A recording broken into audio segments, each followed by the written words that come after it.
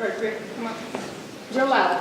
Did your mother see that you graduated, that you went to school? Was she alive for that? Yeah, she did. She did. That was last semester. And we brought her here, we had great dinner. It was amazing. I'm very proud. Thank you. We have a question? In the side hall. All right. What musicians are you most inspired by? Who do you try to sound like when you play? Wow. That's a hard question because when I was in performing arts high school, my interests were more towards the classical music. So I remember listening to Segovia and Manuel Barrecos and the Romero Brothers. And it wasn't until I came to the United States when I was more exposed to rock and jazz and blues. So I don't know if I want to try to sound like anybody in particular, but I try to steal their licks all the time. I try to steal anything that I can hear of. So I can, because you can never play it verbatim, exactly the way they play it. You can put your little spin on it, and it becomes part of your vocabulary.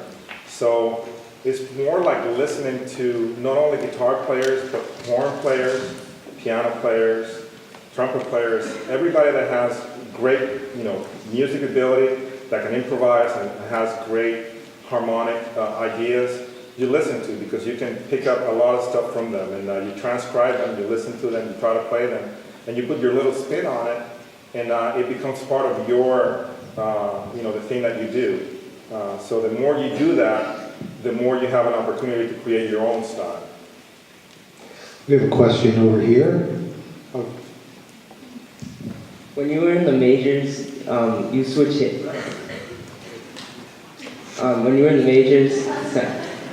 majors, you switch hit, and there's always these great stories with like Horace Mann, how his dad made him switch hit from the other side for 1 year so he could get good at it. Is there a story behind your switch hitting?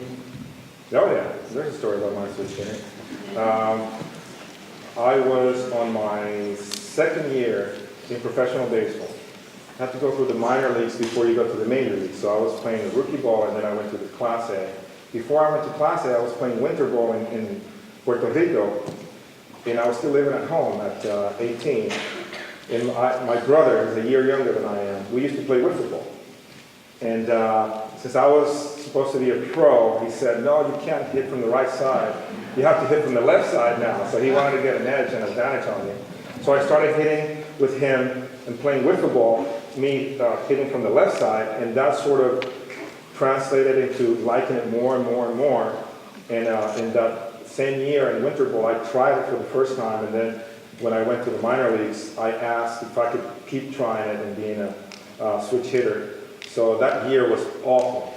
I hit about .00 something. It was crazy, and but I took it up with a challenge to make sure that it was either become a switch hitter or retire. So I had no choice but to make it work, and I know how many man hours I put in it, maybe 10,000 hours. And I became a pretty decent switch hitter to make it to the big leagues as a switch hitter, so it's good. We have another 2 questions over here. As a baseball player, as like a baseball team, do you guys feel rivalries against other teams? Like, let's say the Red Sox and the Yankees. You know what? It's an interesting question. I think that we do feel a lot of the rivalry, depending on, you got to remember I played for 16 years. So within our team, I saw a lot of shifting in attitudes towards the different teams. For the fans, it's always Boston, New York, Mets, whatever. But since we are playing in a very limited pool of players, they move around and they go to different places. So I had a ton of friends at some point with the Red Sox. There's times that I didn't have any friends, and I actually had people that I really hated. So, hate is a strong word, but I really disliked. So there were times that we, as players, we felt like we really wanted to give it to those guys. And there were times that, we just want to play the game and not let the best team wins. It depended on the year that I was playing, who I was playing against, and the opposition, who was playing for the other team. Well, I'll just say something about this. Mr. George Tammer, who was the former owner of the Yankees, he had 3 teams that we could not lose under any circumstances. One was obviously the Red Sox, but the other 2 were the Mets, and the last one was the Tampa Bay Devil Rays. That was the team, because he lived in Tampa. He didn't want to hear anybody over there just bragging about Tampa being the Yankees. So those were the teams that we couldn't lose. This will be the last question, by the way. Go ahead. Hi. So, besides being like one of the oldest people in your class and being sort of nervous about that, what was another like hardest part about going back to school? And then on the flip side, what was your favorite part about going back? I think one of the hardest things for me was to actually just kind of adhere to a schedule, because after, I don't know, it was like maybe 7 years, I was like waking up and saying, okay, so what are we going to do today? It's going to be awesome. As opposed to waking up and saying, okay, I got this, I got that, I got class, I got to do a project, I got to do this. So for me to just kind of get disciplined into that structure was one of the hardest things to do.